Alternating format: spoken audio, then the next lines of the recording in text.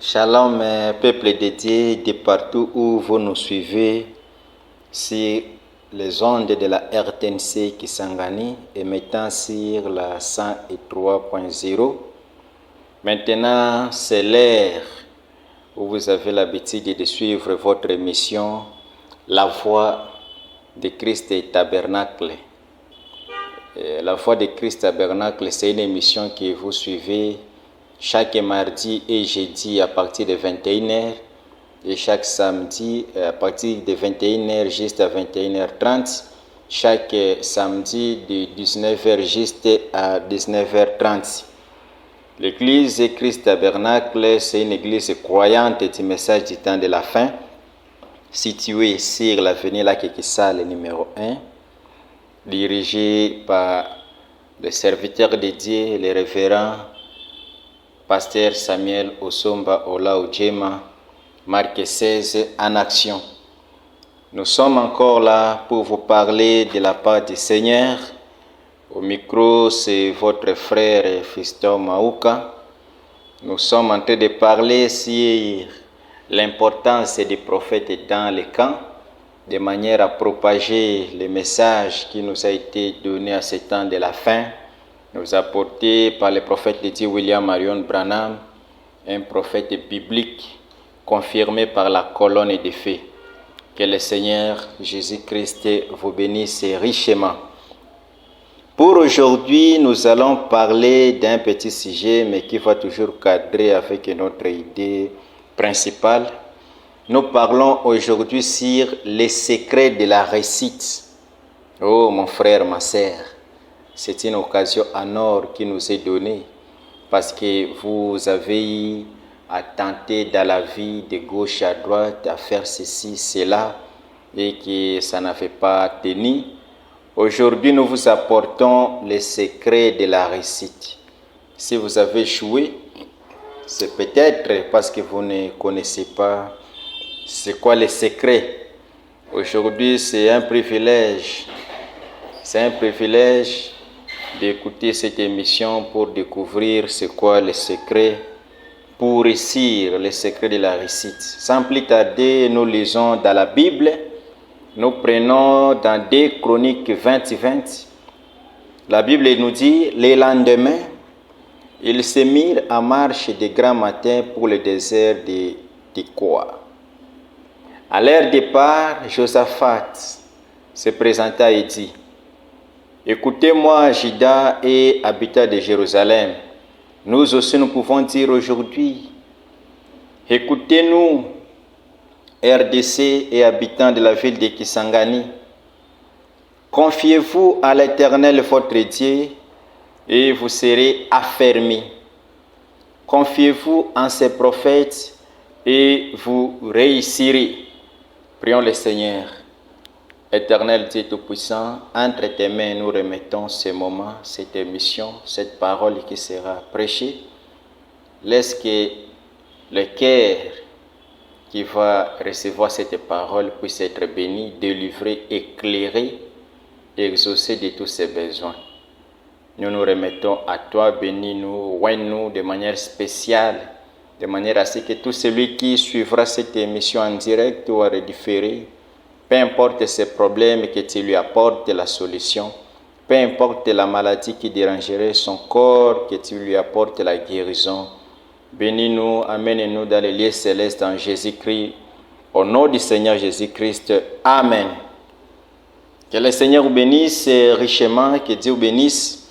Nous parlons aujourd'hui du secret ou encore du mystère de la réussite, les secrets de la réussite. C'est quoi les secrets de la réussite? Est-ce que quelqu'un veut réussir dans sa vie? Est-ce que quelqu'un veut réussir dans ce qu'il fait, dans ce qu'il entreprend? Est-ce que quelqu'un veut réussir dans tous ses projets? Et surtout, le plus grand projet, la vie éternelle. Parce que Dieu nous a créés dans l'unique but de le servir, de l'adorer. Et si vous manquez d'atteindre ce but, c'est-à-dire vous avez péché, vous êtes à côté. Le plus grand but, le plus grand objectif pour lequel Dieu nous a créés, c'est juste pour le servir. C'est juste pour l'adorer. Et adorer, ça veut dire donner la prééminence, donner la première place. Et parce que le mot Dieu veut dire objet d'adoration. Nous voulons parler du secret de la réussite. C'est quoi le secret de la réussite? Clairement, comme nous venons de lire dans la Bible, nous avons tous suivi, comme Josaphat se présentant et s'était adressé au peuple de Dieu, en leur disant, si vous voulez être affermis, confiez-vous à l'Éternel, votre Dieu. Si vous ne voulez pas être ballotté, si vous ne voulez pas être emporté par tout vent de doctrine, vous voulez être bien assis, bien enraciné, comme la Bible dit dans Psaume, heureux l'homme qui ne marche pas selon les conseils des méchants. Il est comme un arbre planté près des courants d'eau et il porte des fruits à sa saison. Si vous voulez être affermi, vous n'avez qu'à vous confier à l'Éternel, votre Dieu. Et notre Dieu, l'unique adorable, l'unique Seigneur que nous avons, l'unique Sauveur, l'unique Créateur, c'est le Seigneur Jésus-Christ. C'est en lui que nous nous confions. C'est pour cela que nous sommes un peuple affermi. Nous sommes un peuple affermi. Maintenant, pour ce qui est de réussir, dans tout ce que nous entreprenons, dans tous nos programmes, et surtout d'être épouse du Seigneur Jésus-Christ, pour réussir, la Bible nous dit, confiez-vous en ces prophètes et vous réussirez. Si vous ne vous confiez pas aux prophètes de Dieu, oh là là, mon frère, ma soeur, peu importe les gènes, peu importe vous parler à langue, peu importe le chikabandrakun, si c'est quoi là, il n'y a pas de réussite pour vous. Maintenant, se confier, c'est quoi? Quand on dit se confier, veut dire faire confiance. Vous faites confiance. Faire confiance veut dire donner votre cœur. Vous donnez votre cœur. Vous croyez. Vous allez dire, mais comment? Est-ce qu'un homme peut arriver à croire à un autre homme? Oui.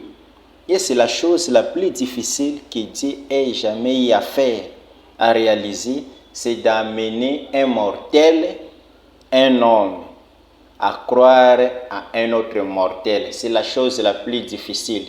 Parce que si Dieu s'était décidé de prêcher en utilisant le soleil, on ne sait pas quelle ampleur aurait ces prédications.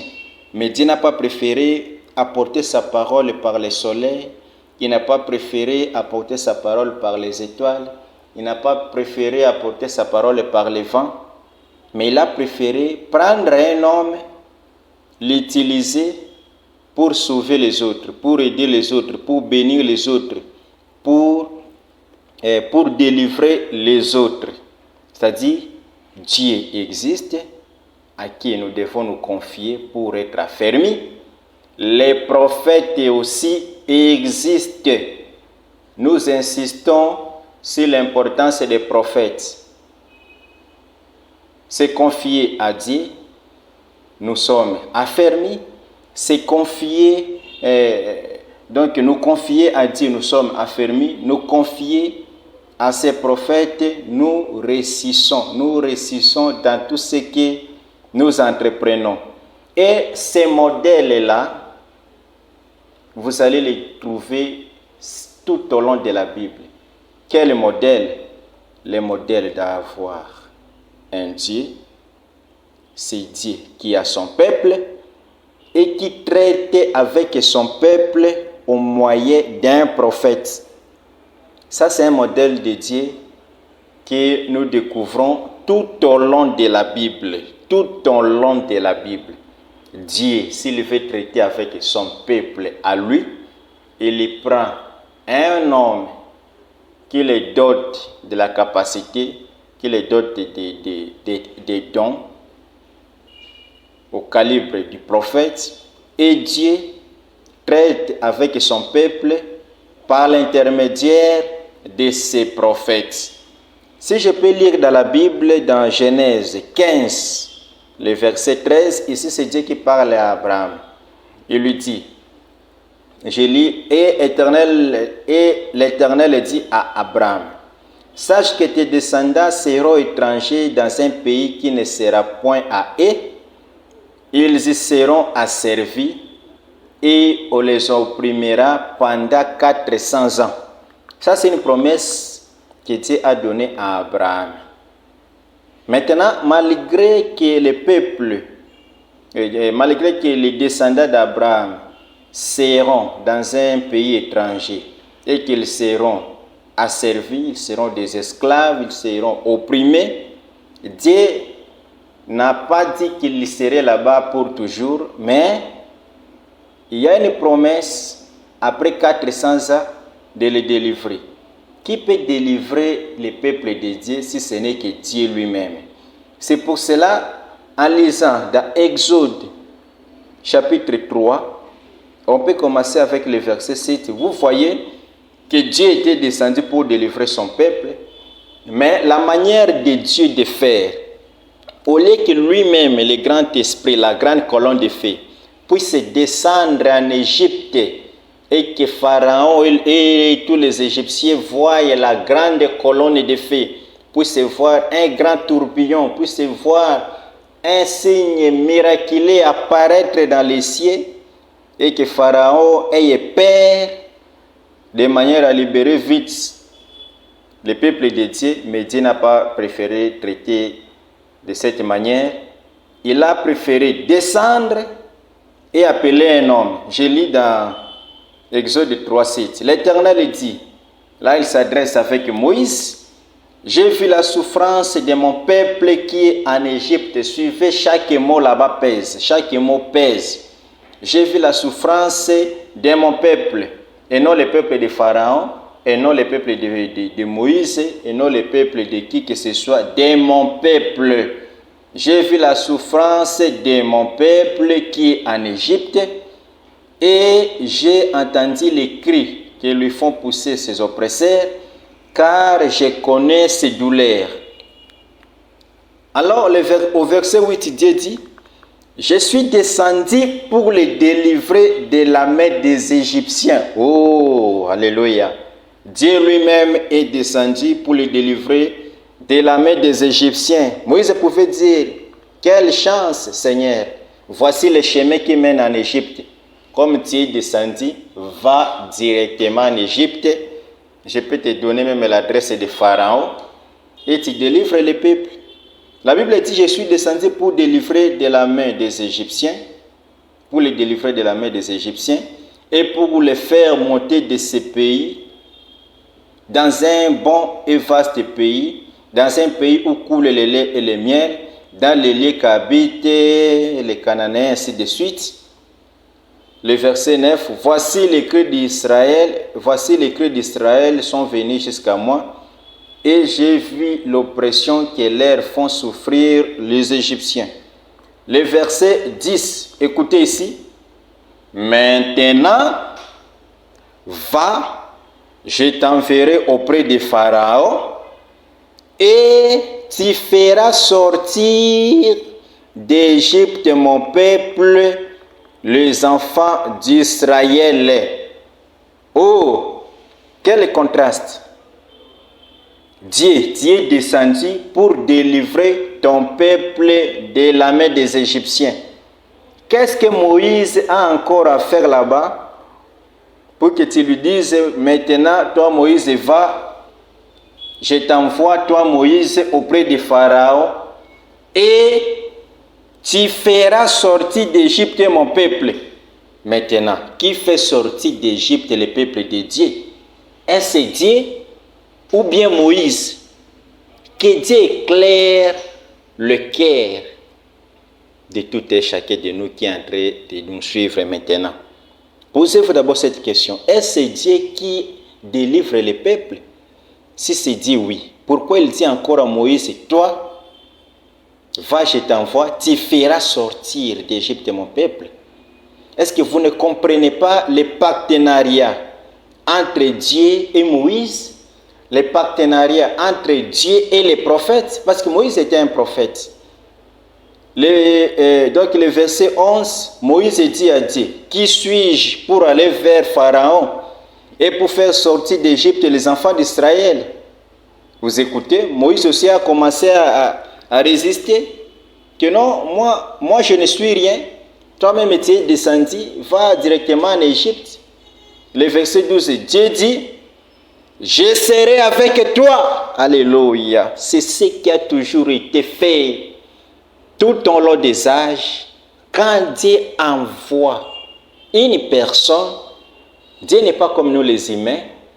Nous faisons comment? Quand nous envoyons un enfant nous acheter soit quelques histoires, l'enfant va, la personne qui envoie reste et attend le retour de la personne envoyée. Mais pour Dieu, ce n'est pas ça. Quand Dieu envoie une personne, lui-même Dieu vient au travers de cet homme, au travers de cette personne. C'est pour cela, les jours passés, nous avons dit que nous qui avons reçu les prophètes envoyés de Dieu, William Mario Branham, nous avons reçu Jésus-Christ sous la forme d'un homme appelé, sous la forme du prophète. Dieu dit, je serai avec toi et ceci sera pour toi le signe que c'est moi qui t'envoie. Quand tu auras fait sortir d'Égypte les peuples, vous servirez Dieu sur cette montagne. Alléluia. Alléluia. Là maintenant on peut se demander, le peuple appartient à Dieu ou bien le peuple appartient à Moïse? La réponse est simple, que le peuple, c'est le peuple de Dieu. Moïse n'a créé personne. Moïse est envoyé délivrer les gens, le peuple de Dieu. Maintenant, je vais vous lire quelque chose ici dans Exode 32. Vous allez voir la continuité du partenariat entre Dieu et son prophète. Exode 37. L'Éternel dit à Moïse, parce qu'il s'est passé quelque chose, il dit à Moïse, va, descends, car ton peuple que tu as fait sortir du pays d'Égypte s'est corrompu. Oh, est-ce que quelqu'un comprend? Il s'est passé quelque chose qui n'a pas plu à Dieu. Dieu maintenant vient dire à Moïse, Moïse, descends, car ton peuple, ce n'est pas mon peuple, c'est ton peuple. À toi Moïse, ton peuple que tu as fait sortir du pays d'Égypte. Oh, donc ce n'était plus Dieu qui a fait sortir les peuples du pays de l'Égypte, c'était Moïse. Nous continuons la lecture. Ils se sont promptement écartés de la voie que je leur avais prescrite. Ils se sont fait un veau en fonte.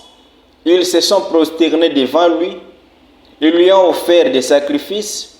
Et ils ont dit, Israël, voici ton Dieu qui t'a fait sortir du pays d'Égypte. L'Éternel dit à Moïse, je vois que ce peuple est un peuple au cou roide. Maintenant, laisse-moi, ma colère va s'enflammer contre eux et je les consumerai. Mais je ferai de toi une grande nation. Exode 32, le verset 11. Moïse implora l'Éternel son Dieu et dit, pourquoi, ô Éternel, ta colère s'enflammerait-elle contre ton peuple? Moïse réplique encore, contre ton peuple. Oh, ce n'est pas mon peuple à moi Dieu, mais c'est ton peuple. Qui dit vrai?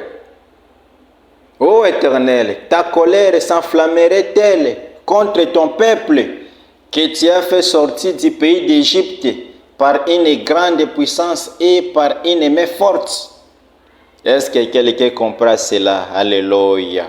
Dieu dit, le peuple de Moïse, et c'est Moïse qui a fait sortir de l'Égypte.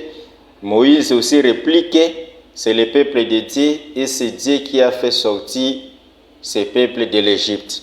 Qu'est-ce que vous comprenez par là? Nous comprenons que Dieu a pris Moïse. Par Moïse, il a libéré son propre peuple. C'est pour cela, Osée 12, 14 dit, par un prophète. Ici, c'est vraiment très clair. La Bible est très claire. Par un prophète, l'Éternel fit monter Israël hors d'Égypte et par un prophète, Israël fit garder. Alléluia. Je me sens religieux. Je sens la présence de Dieu. Par un prophète. Donc ce n'était pas par n'importe quel prophète. Ce n'était pas des prophètes de Shikabandra, Kundru. Ce n'était pas par des prophètes qui font payer la prière. Ce n'était pas par des prophètes qui font payer la consultation. Ce n'était pas par des prophètes, excusez-moi, qui font boire de l'eau aux gens. Oh, je n'attaque personne. Mais c'était par un prophète qui était confirmé par la colonne de feu. La colonne de feu était devant lui la nuit, et pendant les jours, c'était la grande nuée de gloire. Alléluia. Et ce même modèle parcourt toute la Bible. Vous allez dire, oh, les prophètes n'existent plus. La fois passée, nous avions lu dans Matthieu, chapitre 23, le verset 34, où Jésus disait, je vous envoie des prophètes, je vous envoie des sages, des scribes, vous les persécuterez, vous les tuerez, ainsi de suite. C'est-à-dire, après Jésus, il y a des prophètes. On peut encore les prouver aujourd'hui.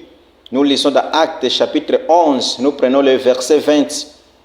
Il y cependant parmi quelques hommes de Chypre et de Cyrène qui, étant venus à Antioche s'adressèrent aussi aux Grecs et leur annoncèrent la bonne nouvelle du Seigneur Jésus. La main du Seigneur était avec eux et un grand nombre de personnes crurent et se convertirent au Seigneur. Le bruit en parvint aux oreilles des membres de l'église de Jérusalem et ils envoyèrent Barnabas jusqu'à Antioche. Lorsqu'il fut arrivé et qu'il y vit la grâce de Dieu, il s'en réjouit et il les exhorta tous à rester d'un cœur ferme attaché au Seigneur. Car c'était un homme de bien, plein d'Esprit Saint et de foi, et une foule assez nombreuse se joignit au Seigneur. Barnabas se rendit ensuite à Tarse pour chercher Saul. Et l'ayant trouvé, il l'amena à Antioche. Pendant toute une année, ils se réunirent aux assemblées de l'église et ils enseignèrent beaucoup de personnes. C'est fit à Antioche que pour la première fois, les disciples furent appelés chrétiens. Les versets 17 et les versets 27 du chapitre 11 de Actes dit, à ce temps-là, des prophètes descendirent de Jérusalem à Antioche. L'un d'eux, nommé Agabus, s'éleva et annonça par l'Esprit qu'il y aurait une grande famine sur toute la terre. Elle arriva en effet sous Claude. Alléluia. Nous voyons ici que des prophètes existent même après Jésus. Parce que Jésus avait promis. Et si vous prenez encore dans Acte 26, nous allons un peu vite parce que notre temps court. Je peux lire, on peut commencer du verset 23, soit vous descendez. Moi je prends directement le verset 26. Le roi est instruit de ces choses. Là, c'est Paul qui est en train d'être jugé devant le roi Agrippa. Et je lui en parle librement car je suis persuadé qu'il n'en ignore aucune, puisque ce n'est pas en cachette qu'elles se sont passées. Roi Agrippa, crois-tu au prophète? Je sais que tu y crois. Et Agrippa dit à Paul, tu vas bientôt me persuader de devenir chrétien. Alléluia. C'est-à-dire, devenir chrétien, il faut croire au prophète. C'est pour cela nous avons cru au prophète William et Marion Branham. Ceux qui les considèrent comme leur Dieu adorable, je vous informe que ce sont des animaux. Parce qu'un homme sans l'Esprit de Dieu est un animal. Et le prophète Branham dit, ils sont misérablement perdus. Ils sont séparés éternels d'avec Dieu. Frère Branham a prophétisé dans Exposé. Il avait dit ceci, que les messagers prophètes du dernier jour, je lis ça, je voudrais faire une comparaison entre les messagers prophètes de Laodicée et Jean-Baptiste. Les messagers prophètes qui a précédé la première venue de Jésus. À l'époque des Jean, les gens ont pris ces derniers pour le Messie. Jean 1, 19 à 20.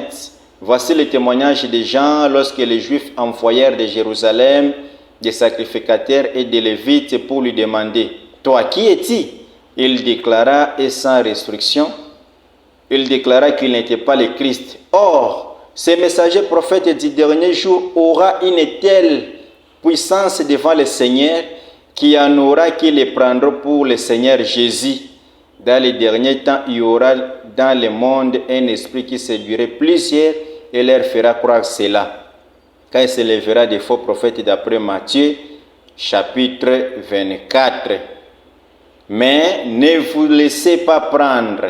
Il n'est pas Jésus-Christ, ce messager prophète du dernier jour.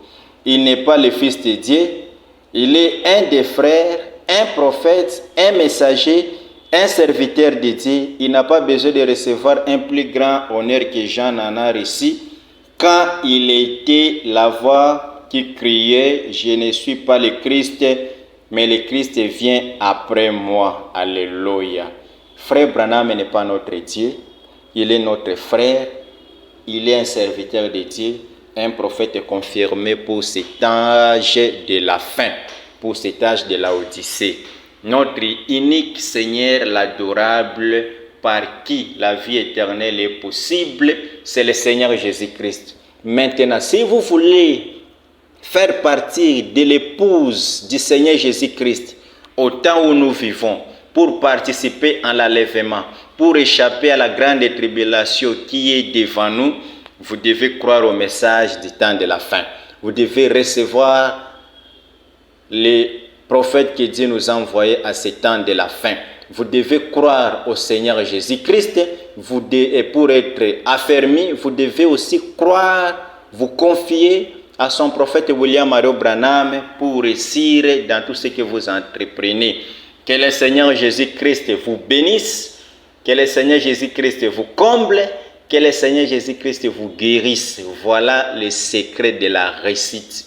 Si vous voulez réussir dans tout ce que vous entreprenez, si vous voulez réussir dans tout ce que vous comptez faire, et surtout la vie éternelle, être enlevé, avoir le Saint-Esprit, recevez le messager prophète du dernier jour au nom du Seigneur Jésus-Christ. Amen.